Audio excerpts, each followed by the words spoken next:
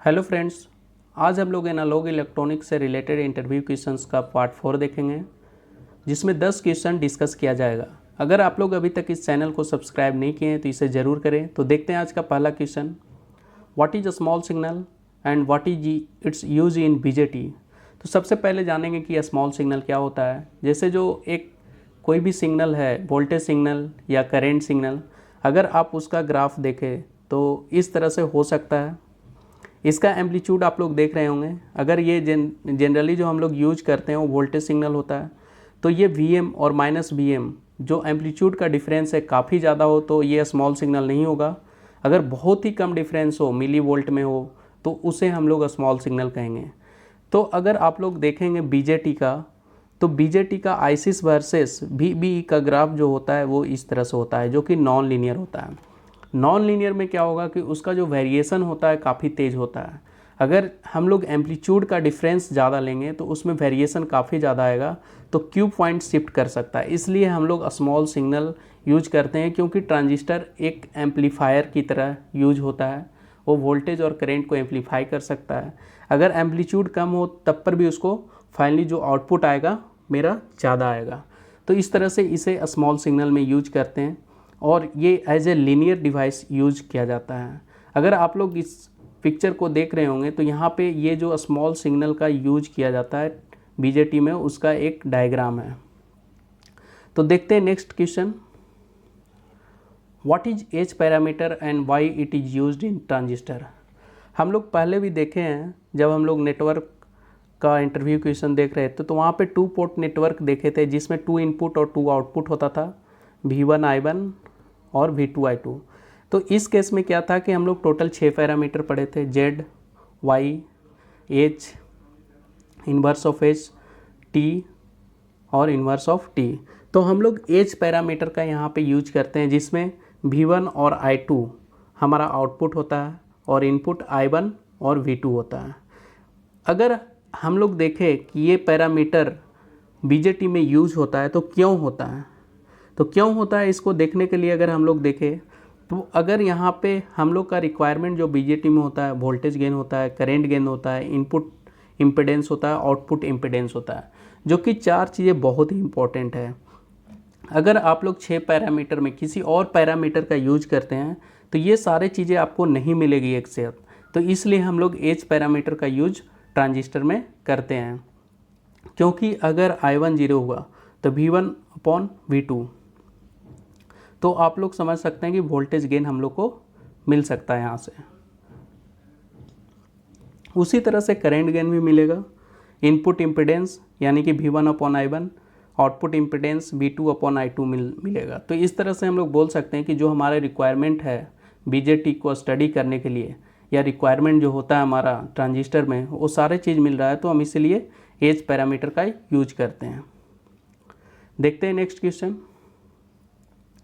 What is transconductance. Transconductance क्या होता है।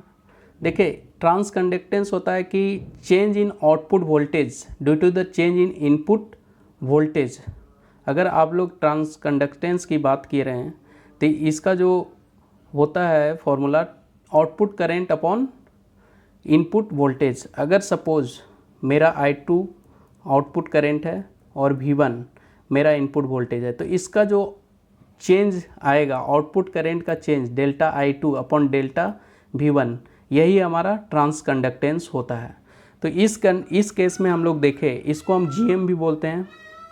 ID जो FET में यूज होगा वो होगा ID और VGS, मतलब कि गेट और सोर्स के बीच जो वोल्टेज होगा और ये जो करंट उसमें आएगा।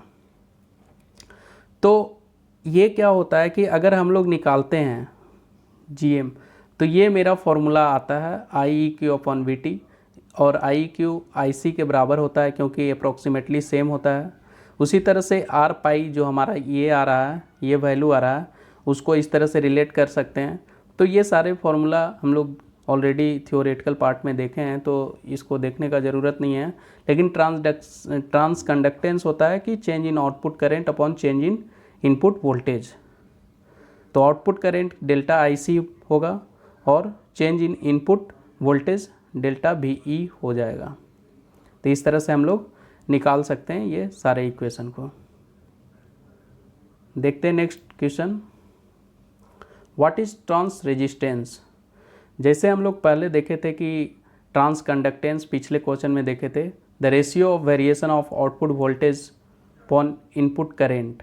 तो output voltage upon input current को यहाँ पे ट्रांस रेजिस्टेंस बोला जाता है, जबकि पिछले केस में हम लोग देखे थे ट्रांस कंडक्टेंस, जिसमें output current upon input voltage का रेशियो था। देखते हैं next question, what is Miller effect. Miller effect के बारे में पूछा जाता है। तो क्या होता है कि जैसे कोई भी सर्किट हो और उसका इनपुट और आउटपुट के नोड के बीच में कोई इम्पिडेंस आता हो तो उसको मिलर इफेक्ट कहते हैं। तो ये क्या करता है कि ये इफ़ेक्ट करता है वोल्टेज गेन को। तो कैसे इफ़ेक्ट करेगा, सपोज यहाँ पे कैपेसिटर है, तो इसको हम लोग इनपुट में जब कन्वर्ट करेंगे तो ये C1 मिलर हो जाएगा और ये C2 मिलर, जिसको नाम दे दिया गया। अब जब पैरेलल में आएगा कैपेसिटर, तो जब दो कैपेसिटर पैरेलल में होता है तो उसका वैल्यू बढ़ता है। जब कैपेसिटेंस का वैल्यू ओवरऑल इनपुट में बढ़ेगा, आउटपुट में बढ़ेगा, तो इससे क्या होगा, गेन डिक्रीज होगा। तो इस तरह से ये मिलर इफेक्ट, अगर सपोज यहाँ पे इम्पिडेंस आर होता तो ये भी पैरेलल में आता और ये भी, तो इनपुट इम्पिडेंस को कम करता, आउटपुट इम्पिडेंस को कम करता। तो input impedance BJT, FET, MOSFET जो भी हो उसमें हमेशा ज़्यादा होना चाहिए ताकि लोडिंग इफेक्ट कम हो। अगर कम हुआ तो इससे प्रॉब्लम होता है, इसलिए मिलर इफेक्ट का इफेक्ट आता है अगर इनपुट और आउटपुट के बीच कोई इम्पिडेंस कनेक्टेड हो। देखते हैं next question, what is effect at low frequency in BJT. देखिए लो फ्रीक्वेंसी पे बीजेटी वर्क करता है, लेकिन अगर आप लोग ग्राफ देखे होंगे एम्पलीट्यूड का, तो इस तरह से ग्राफ होता है। हाई फ्रीक्वेंसी और लो फ्रीक्वेंसी पे इसका एम्पलीट्यूड का जो गेन होता है वो कम होता है। क्यों होता है देखेंगे। देखिए कपलिंग कैपेसिटर होता है, सोर्स, कलेक्टर, इमीटर। तो ये जो कपलिंग कैपेसिटर होता है, क्या होता है, अनवांटेड जो सिग्नल होता है उसको जाने नहीं देता है सोर्स पे। आउटपुट में भी वही होता है। और जो ये होता है ये बाईपास की तरह काम करता है। अगर आप लो फ्रीक्वेंसी पे देखेंगे तो 1/ωCE ये क्या है, अगर लो फ्रीक्वेंसी अप्रॉक्सीमेटली 0 के अप्रॉक्स आएगा तो ये टोटल वैल्यू इनफाइनाइट यानी ओपन, ये जो फीडबैक की तरह काम कर रहा है, ये क्या करेगा, गेन को कम कर देगा। लेकिन जैसे जैसे फ्रीक्वेंसी बढ़ेगा ये ओमेगा का वैल्यू बढ़ेगा और ये घटता हुआ कुछ वैल्यू पे आ जाएगा, फाइनाइट वैल्यू पे। ठीक है, फाइनाइट वैल्यू पे आ गया तो ये क्या होगा, अगर पैरेलल में कोई फाइनाइट वैल्यू है तो पैरेलल का टोटल इम्पिडेंस, इसका इम्पिडेंस कम होता चला जाएगा और गेन बढ़ता चला जाएगा। इसलिए ग्राफ इस तरह से आता है। बाद में हम लोग देखेंगे कि हाई फ्रीक्वेंसी पे क्या होता है। नेक्स्ट क्वेश्चन देखते हैं। तो what is effect at high frequency, यहाँ पे हाई होगा, ये मिस्टेक से हो गया। हाई फ्रीक्वेंसी पे क्या होगा, इंटरनल जो कैपेसिटेंस होता है बिटवीन द जंक्शन, जैसे कलेक्टर और बेस के बीच एक कैपेसिटर का जनरेशन होता है हाई फ्रीक्वेंसी पे, और बेस और इमीटर के बीच। अगर आप लोग ये ध्यान से देखें, बेस इनपुट है और कलेक्टर आउटपुट है यहाँ पे, तो क्या होगा कि ये एक तरह से मिलर इफेक्ट आ रहा है यहाँ पे। ये क्या करेगा, गेन को कम करेगा, क्योंकि ये क्या है, जब मिलर इफेक्ट से हम लोग इधर लेंगे कैपेसिटेंस का, टोटल कैपेसिटेंस का वैल्यू बढ़ेगा।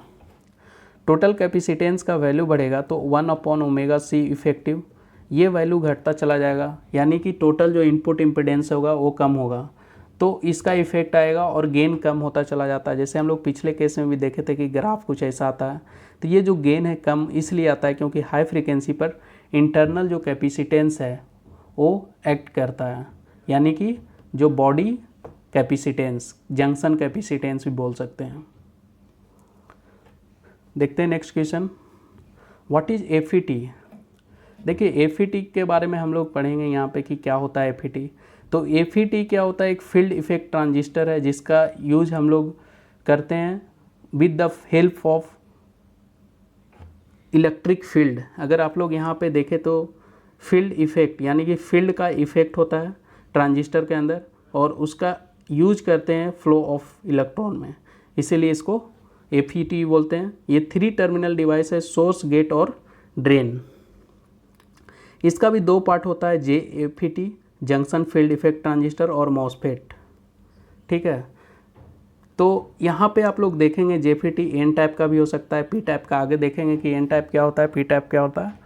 और जो मॉसफेट होता है डिप्लेशन भी हो सकता है, इन्हेंसमेंट भी हो। डिप्लेशन मतलब कि ऑलरेडी जो फ्लो ऑफ इलेक्ट्रॉन का रीजन है वो बना हुआ है। इन्हेंसमेंट मतलब कि वहाँ पे कुछ रिस्ट्रिक्शन है, वोल्टेज ज़्यादा देंगे तो वो डिप्लीशन रीजन में कन्वर्ट हो जाएगा। तो ये भी एन टाइप और P टाइप में होता है। What is benefit of using FET over BJT? देखिए FET का यूज अगर आप लोग देखें तो FET एक यूनिपोलर है, यानी कि उसमें एक ही टाइप का फ्लो ऑफ जो इलेक्ट्रॉन होता है वही होता है, या तो प्रोटॉन होगा या तो इलेक्ट्रॉन होगा। कहने का मतलब है कि यूनिपोलर है। तो यहाँ पे कुछ डिफरेंसेस देखते हैं कि हाईली नॉइसेस डिवाइसेस होता है BJT, क्योंकि उसका स्विचिंग फ्रीक्वेंसी भी कम होता है। और BJT में क्या हो, बाइपोलर है, उसमें इलेक्ट्रॉन और होल दोनों मूव करता है। और उसमें आप लोग देखेंगे तो जंक्शन का भी बहुत बड़ा रोल हो जाता है, इसलिए उसमें नॉइस ज़्यादा होता है। लेकिन JFET में हम लोग देखेंगे कि एक फील्ड पे काम करता है। BJT cause more loading effect than FET, क्योंकि FET का जो इनपुट इम्पिडेंस होता है काफ़ी हाई होता है, इसलिए जो BJT में होता है लोडिंग इफेक्ट ज़्यादा होता है as compare to FET। FET एक फास्टर स्विचिंग डिवाइस है, और क्यों नहीं रहेगा, क्योंकि ये यूनिपोलर है। FET are smaller than BJT। FET takes lesser area on semiconductor die and they have higher input impedance than that of BJT। तो जो हम लोग पढ़ रहे हैं पहले से कि FET का ज़्यादा यूज होता है, तो इस तरह से हम लोग कह सकते हैं कि जो यूनिपोलर होता है उसका एरिया रिक्वायरमेंट सेमीकंडक्टर पे बहुत ही कम होता है। BJT का अगर आप लोग IV कैरेक्टरिस्टिक्स देखें तो linear, while FET has non linear characteristics, thus it is disadvantage of using BJT। देखिए BJT का कुछ फ़ायदा भी है कि ये लीनियर होता है। अगर आप लोग देखे होंगे IC वर्सेस VC ग्राफ, तो वो क्या लीनियर आता है, इस तरह से आता है। लेकिन अगर FET का आप लोग देखेंगे ग्राफ तो नॉन लीनियर आएगा। Thermal stability of FET higher होता है, क्योंकि इसमें सेकेंडरी ब्रेकडाउन नहीं होता है FET में, लेकिन BJT में होता है, तो इसलिए FET ज़्यादा स्टेबल होता है। दूसरी चीज़ की BJT का नेगेटिव रेजिस्टेंस होता है। पैरेलल में अगर आप लोग कनेक्ट करते हो तो सेकेंडरी ब्रेकडाउन हो सकता है। तो इस तरह इसका एक चीज़ और होता है कि BJT का सबसे बड़ा फ़ायदा होता है कि उसमें जो वोल्टेज और करंट गेन बहुत ज़्यादा होता है FET के कंपेरिजन में। इसलिए जब भी एम्पलीफायर का यूज करते हैं जनरली हम लोग BJT यूज करते हैं, जहाँ पे ज़्यादा एम्पलीफिकेशन की ज़रूरत होता है। देखते हैं next question, what is JFET? देखिए JFET एक तरह से जंक्शन फील्ड इफेक्ट ट्रांजिस्टर है, जो कि simplest type of field effect transistor है। इसमें आप लोग देख रहे होंगे कि FET जो है इसमें क्या है, एक तरह से जंक्शन जो क्रिएट हो रहा है, ये हमारा एरिया है जहाँ से फ्लो करेगा, आइदर इलेक्ट्रॉन फ्लो करेगा या तो होल करेगा। तो एन टाइप में इलेक्ट्रॉन फ्लो करेगा, P टाइप में होल करेगा। तो इस तरह से हम लोग देख सकते हैं कि जैसे गेट और सोर्स का वोल्टेज जिस तरह से बढ़ाएंगे या घटाएंगे उसके अनुसार ये एक्ट करेगा। यहाँ पे फील्ड का जनरेट होगा, यानी कि ड्रेन और सोर्स के बीच करंट फ्लो करेगा। आप लोग इसका नोटेशन देख सकते हैं, ये P टाइप हो गया, ये एन टाइप हो गया, एन टाइप P टाइप। अगर एन टाइप आप लोग इसमें देखना चाहते हैं तो P आउटर साइड में हो गया, जहाँ से जंक्शन बनाता है P और N के बीच, उसी तरह से NP। लेकिन जो फ्लो ऑफ इलेक्ट्रॉन होगा यूनिपोलर होगा, एक ही टाइप का इलेक्ट्रॉन फ्लो करेगा। यहाँ पे N करेगा यानी कि इलेक्ट्रॉन करेगा, यहाँ पे P करेगा यानी कि होल करेगा। तो कहने का मतलब है कि ये यूनिपोलर है, FET है जो कि फील्ड पे काम करेगा। वोल्टेज जब डेवलप होगा एक दूसरे के बीच तो वहाँ पे इलेक्ट्रिक फील्ड जनरेट होगा, इलेक्ट्रिक फील्ड जनरेट होने के कारण इलेक्ट्रॉन फ्लो होगा। What is MOSFET? अभी हम लोग JFET देखे थे, मॉसफेट अब देख रहे हैं। तो ये metal oxide semiconductor field effect transistor बोला जाता है। यहाँ पे क्या होता है कि एक जंक्शन जनरेट किया जाता है जो गेट के पास होता है। गेट से जो लगा हुआ रहता है यहाँ पे एक मेटल ऑक्साइड का लेयर बनाया जाता है। तो यहाँ पे मॉस्फेट और जो JFET है, मेन डिफरेंस यही है कि यहाँ पे मेटल ऑक्साइड होता है लेकिन वहाँ पे कोई मेटल ऑक्साइड का लेयर नहीं होता है। तो इसका जो अगर कोई लेयर बना रहा है मेटल ऑक्साइड का, यानी कि यहाँ पे इनपुट इम्पीडेंस काफ़ी ज़्यादा होगा मॉस्फेट के कंपैरिजन में। तो इस तरह से अगर यहाँ पे डिप्लेशन भी हो सकता है और इन्हेंसमेंट भी हो सकता है। डिप्लेशन मतलब ऑलरेडी रीजन बना हो जहाँ पे करंट फ्लो कर सकता है। तो अगर आप लोग डिप्लेशन का देखें तो यहाँ पे आप लोग देख सकते हैं कि डिप्लेशन का ये दिया हुआ जो इंडिकेशन सारा कनेक्टेड है। लेकिन अगर आप लोग यहाँ पे देखें तो ये इन्हेंसमेंट का है, तो इस तरह से हम लोग यूज कर सकते हैं। लेकिन अगर आप लोग ये देखें इन्हेंसमेंट्स नो बल्क सेमी, यानी कि ये अलग चीज़ है, ठीक है, क्योंकि हम लोग को 3 टर्मिनल यहाँ पे दिया गया है। अगर पिछले केस में देखें तो JFET में दो तरह का यूज किया जाता था, बीच में गेट का यूज नहीं था, उसमें सिंपली इस तरह से था, इस तरह से, ठीक है, तो वहाँ पे यूज किए थे। लेकिन यहाँ पे देखिए 3 टर्मिनल इसलिए क्योंकि यहाँ पे मेटल ऑक्साइड सेमीकंडक्टर का यूज किया गया है, यहाँ पे मेटल ऑक्साइड का लेयर होता है। तो अगर ऑलरेडी डिप्लेशन है तो ये डायरेक्टली कनेक्टेड होगा, अगर नहीं है तो देखिए यहाँ पे 111 यानी कि कनेक्टेड नहीं होगा। तो इस तरह से यूज करते हैं मॉस्फेट का, इसका स्विचिंग फ्रीक्वेंसी काफ़ी ज़्यादा होता है।